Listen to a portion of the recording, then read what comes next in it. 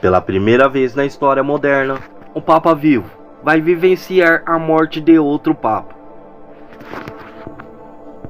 A Igreja Católica tem protocolos rígidos a seguir após a morte de seu líder, mas à medida que a saúde do ex-Papa Bento XVI piora, não está claro se esses mesmos protocolos se aplicariam a um Papa aposentado, conhecido como emérito, quando renunciou em 2013, alegando idade avançada. Bento XVI se tornou o primeiro pontífice a renunciar ao cargo em 600 anos. Nascido Joseph Ratzinger, o cardeal alemão foi eleito em abril de 2005 e escolheu o nome de Bento. Há quase uma década, dois papas convivem então no Vaticano, desde que renunciou. Bento mora no Mosteiro Mater Ecclesiae, nos jardins do Vaticano, aparecendo de vez em quando ao lado de seu sucessor, o Papa Francisco. Nunca aconteceu isso antes, uma situação em que um Papa vivo vai ajudar a enterrar um Papa morto, afirmou o historiador católico John McGreevey. Nem mesmo a Idade Média oferece um modelo a seguir, porque quando Gregório XII renunciou em 1415, seu objetivo era dar um fim a anos de divisão envolvendo adversários rivais ao papado.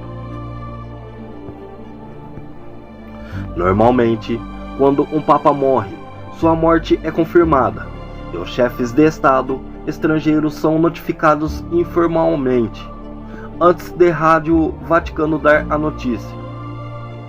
A pessoa que comanda o Vaticano entre a morte de um pontífice e a eleição do seu sucessor é chamada de Camerlengo. Atualmente é o cardeal Kevin Farrell. Mas, como Bento não é mais papa, algumas das tarefas do cardeal podem não ser mais apropriadas. Normalmente, o Camerlengo tem o papel de confirmar oficialmente a morte do papa. Pela tradição, ele deve bater 3 vezes com um pequeno martelo de prata na testa do pontífice e chamar seu nome. Ele também supervisionaria a destruição do anel do pescador do Papa, selaria os aposentos papais, organizaria o funeral e prepararia um conclave para eleger seu sucessor.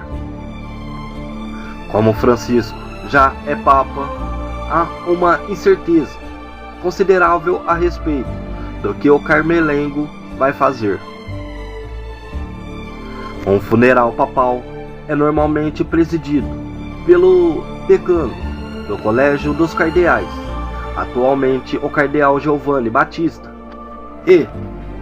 Mas, neste caso, a expectativa é de que o Papa Francisco celebre o funeral. A cerimônia geralmente acontece na Basílica de São Pedro ou na praça em frente a ela. O Papa é então enterrado na gruta sob a Basílica. Cada Papa pode especificar seus próprios arranjos para o funeral.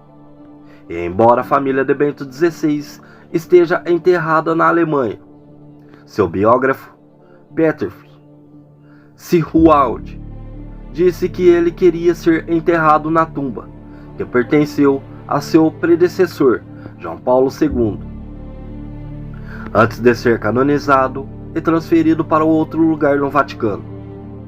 O ritual mais significativo após a morte de um Papa, a eleição de um sucessor, não acontecerá. Mas os protocolos exatos que o Vaticano vai seguir não estão claros, já que a Igreja Católica ainda não divulgou nenhuma informação pública. O escritor e jornalista italiano Massimo Franco, especializado em Vaticano, disse à BBC que todos os procedimentos teriam que ser escritos do zero e que após a renúncia de Bento XVI em 2013, a Igreja Católica não especificou o que seria feito no caso de sua morte. Ele também alertou que a eventual morte de Bento XVI poderia ter consequências imprevistas no passado, como normalizar a renúncia de um papa. Para alguns, dentro da Igreja Católica, a renúncia de Bento representa uma circunstância única que nunca terá que se repetir. Para outros, pode representar um precedente e, portanto, pode se repetir, mas isso continua sendo um grande ponto de interrogação, assim como tudo que envolve a morte e o funeral de Bento XVI.